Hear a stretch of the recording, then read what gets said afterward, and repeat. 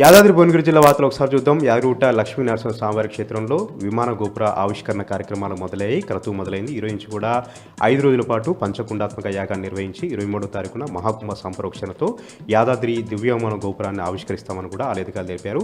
68 కిలోలతో దివ్య విమాన గోపురానికి బంగారు తాపడం చేశారు. స్వర్ణమయమైంది యాదాద్రి ఆలయం అంతా కూడా.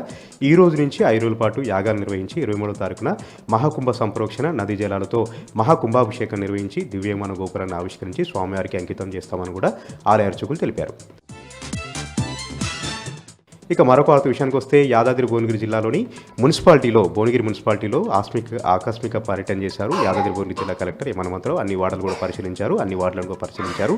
ఏదైతే తాగునీటి సమస్య, శానిటరీకి సంబంధించినటువంటి ఇబ్బందులు ఉన్నాయో అప్పటికప్పుడు కూడా అధికారులకు ఆదేశించారు.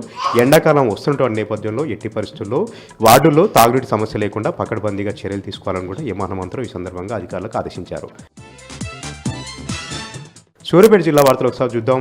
సాగునీటి కోసం రోడ్డెక్కినటువంటి ఘటన సూర్యాపేట జిల్లాలో చోటు చేసుకుంది. తుంగతుర్తి నియోజకవర్గంలోని నూతనకల్ మండల కేంద్రంలో సూర్యాపేట టు దంతాలపల్లి హైవే పైన రైతులు రాస్తారోకో చేశారు.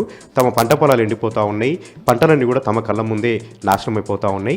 చివరి ఆయకట్టు వరకు కూడా నీళ్ళు అందించకుండా వారాబందీ పద్ధతిలో ప్రభుత్వం తమను ఇబ్బంది పెడుతూ ఉంది. ఎస్ఆర్ఎస్పీ ఆయకట్టు కింద ఇప్పటికైనా సరే వారాబందీ పద్ధతిని మానుకొని నిరంతరాయంగా సాగునీటి అందిస్తే తమ పంట పొలాలకు ఎలాంటి ఇబ్బంది లేకుండా ఉంటుంది.